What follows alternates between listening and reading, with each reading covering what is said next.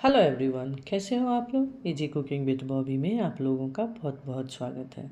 आज हमने शेयर किया है ब्रेकफास्ट का बहुत ही लाजवाब रेसिपी। टमाटर की मीठी चटनी, ढेर सारी ड्राई फ्रूट्स वाली, साथ में हमने परोसा है मूली और पालक का पराठा। बहुत ही लाजवाब, बहुत ही उम्दा। आइए देखते हैं। तो इसके लिए हमें एक मसाला बनाना है। आधे इंच का टुकड़ा हमने ले लिया अदरक, 6 से 7 लहसुन की कलियां, 3 हरी मिर्च और 1 छोटी चम्मच हमने ले लिया गोटा धनिया। हरी मिर्च आप ऊपर नीचे कर सकते हैं। इन सबको हमने इमाम दस्ता में हल्का सा क्रैश कर लिया है, क्योंकि दरदरा मेरे को चाहिए।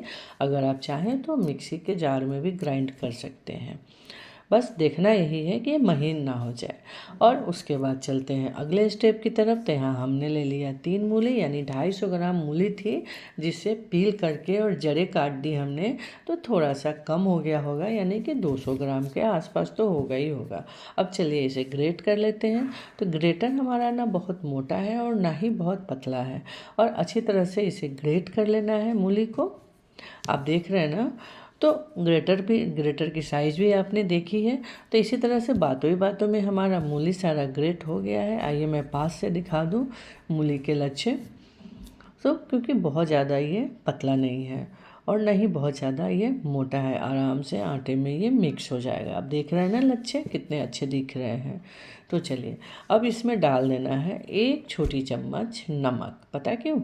मूली तो ऐसे ही पानी बहुत छोड़ती है, तो अगर नमक डाल देंगे तो और भी जितना सारा पानी है ना, वो सारा पानी निकल आएगा। तो जब तक उसको थोड़ी देर के लिए रेस्ट पे छोड़ देते हैं और पानी सारा निकल आए, चलते हैं नेक्स्ट प्रोसेस की तरफ। तो यहाँ हमने ले लिया है 1 बंच पालक, जड़ें काट दी है, डंडियाँ भी काट दी है, बस सिर्फ हमें पत्ते चाहिए। और इन पत्तों को अच्छी तरह से हमने कर लिया वॉश, और अच्छी तरह से इसे फाइन चॉप कर लेना है।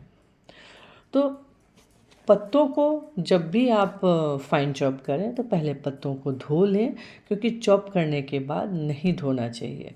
इसके सारे विटामिन्स एंड मिनरल पानी में बह जाएगा। तो चलिए ये पत्ते भी हमारे कट गए। एक चीज़ मैं आपको बता दूं, इस पराठे में हमने प्याज का इस्तेमाल नहीं किया है। तो इन पालक के पत्तों को भी इस मूली के पत्ते के अंदर मिक्स कर देते हैं। आपने देखा है ना मूली में कितना पानी आया है। और इन दोनों को कर लेना है अच्छी तरह से मिक्स। फिर इसका पानी निकालेंगे। अब इसे हाथों की मदद से अच्छी तरह से निचोड़ते हुए पानी को निकाल लेना है।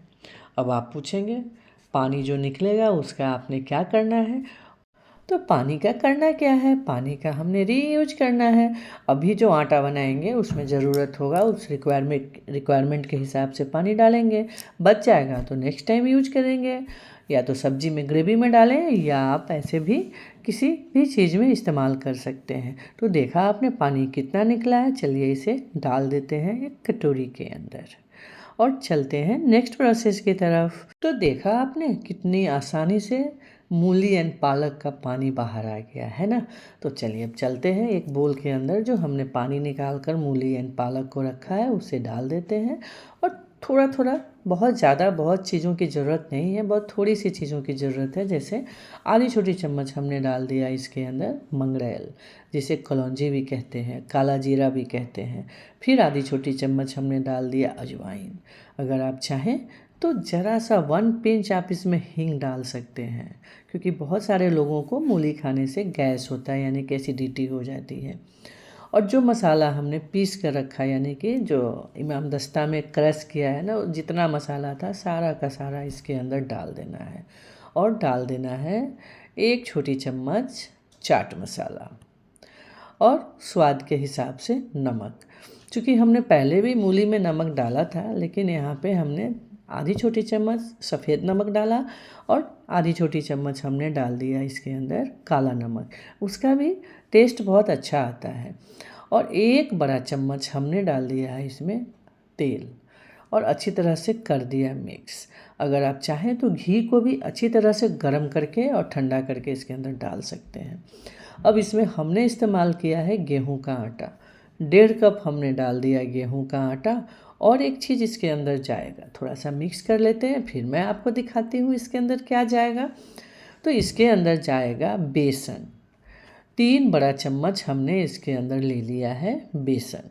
बहुत अच्छा टेस्ट आता है, क्रिस्प होता है, थोड़ा सा अलग टाइप का टेस्ट आएगा। एक बार बनाओगे फिर आप समझोगे, मैं ऐसे बिना खिलाए आपको कैसे समझाऊं। 3 बड़ा चम्मच इसके अंदर आप डाल दीजिए बेसन, कर लीजिए अच्छी तरह से मिक्स और इसका एक अच्छा सा डो लगा लीजिए। ध्यान रहे कि ये आटा, इसमें तो ऑलरेडी मूली और पालक पड़ा हुआ है, तो ये लोग का नेचर है पानी रिलीज करने का, तो हिसाब से इसका डो लगाने का है। और जो ज़रूरत पड़ने पे ज़रा सा हमने इसके अंदर पानी डाला है। कौन सा?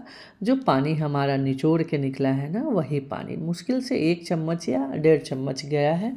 बस हमारा डो बनकर हो गया तैयार। आप देख रहे हैं ना कितना बढ़िया सा डो लग के तैयार हो गया। तो बहुत गीला नहीं करना है, थोड़ा सख्त सा लगाना है, क्योंकि जब हम रेस्ट पे छोड़ेंगे ना तो ये अपना शेप पकड़ लेगा। थोड़ा सा तेल डालकर इसे कर लेना है चिकना और हल्का सा और मसल लेना है। तो जब तक ये आटा मसल रहे हैं तब तक एक रिक्वेस्ट कर लूँ आपसे, अगर आप मेरे चैनल पर नए हैं तो प्लीज़ इसे सब्सक्राइब ज़रूर कर लीजिएगा, बेल आइकन को भी हिट कर लीजिएगा, ताकि कोई भी नई वीडियो आएगी तो आपको नोटिफिकेशन मिल जाएगा। चलिए, बातों ही बातों में हमारा डो बनकर हो गया तैयार। चलिए इसे ढक्कन लगाकर थोड़ी देर के लिए इसे रेस्ट पर छोड़ देते हैं, है ना।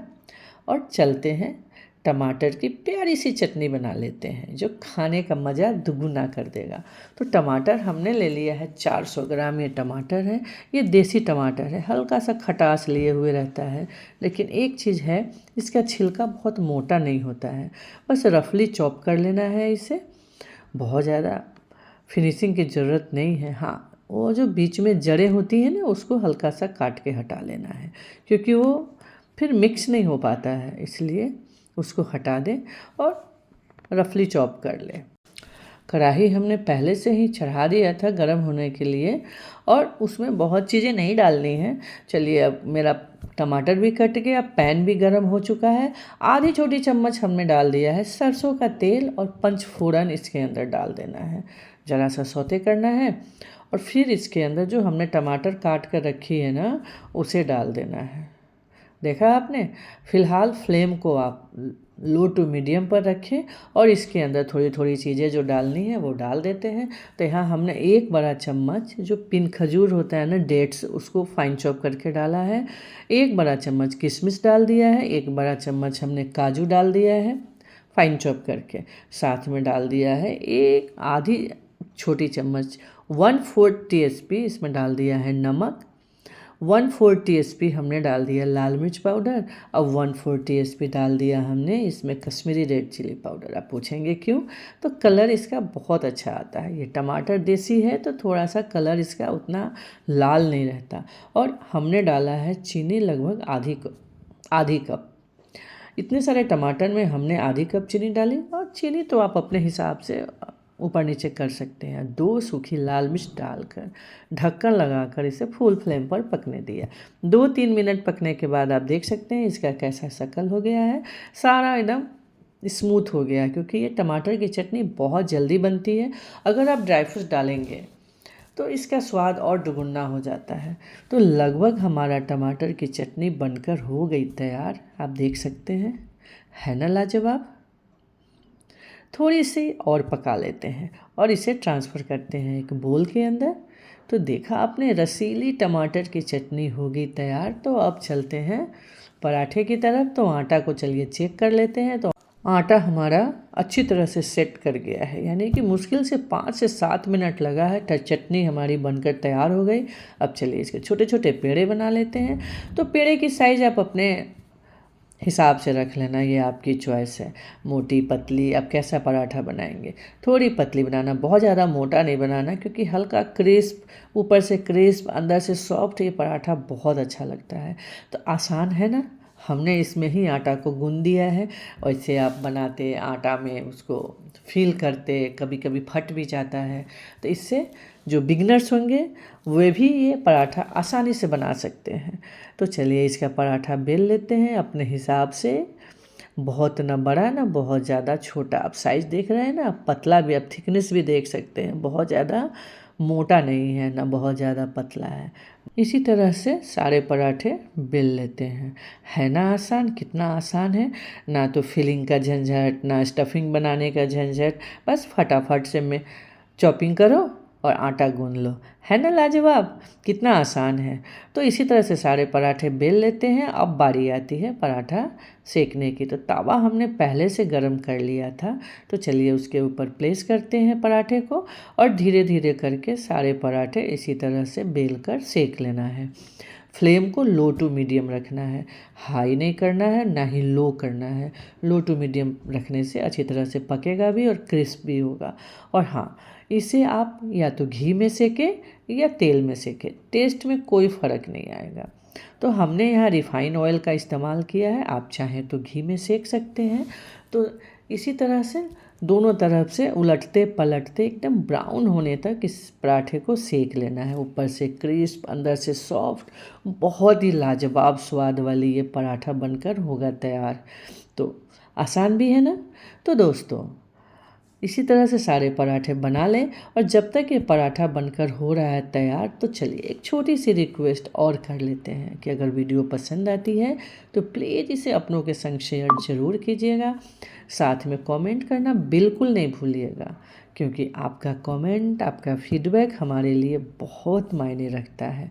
तो इसी तरह से बातों ही बातों में हमारा सारा पराठा बनकर हो गया तैयार। तो अब बारी आती है सर्व करने की। आप इस ब्रेकफास्ट को या इस पराठे और चटनी को डिनर में भी खा सकते हैं, लंच में भी खा सकते हैं या ब्रेकफास्ट में खा सकते हैं। बहुत मज़ेदार लगती है, हेल्दी भी है, बच्चों को भी पसंद आएगा और बड़े को तो पसंद आएगा ही। हाँ, अगर साथ में आप चाहें तो हरी चटनी भी सर्व कर सकते हैं। तो देरी किस बात की है, आप भी बनाइए और इन्जॉय कीजिए अपने फैमिली एंड फ्रेंड के साथ। हमारी फिर से मुलाकात होगी एक और नई रेसिपी के साथ। तब तक के लिए बाय बाय, हैप्पी कुकिंग।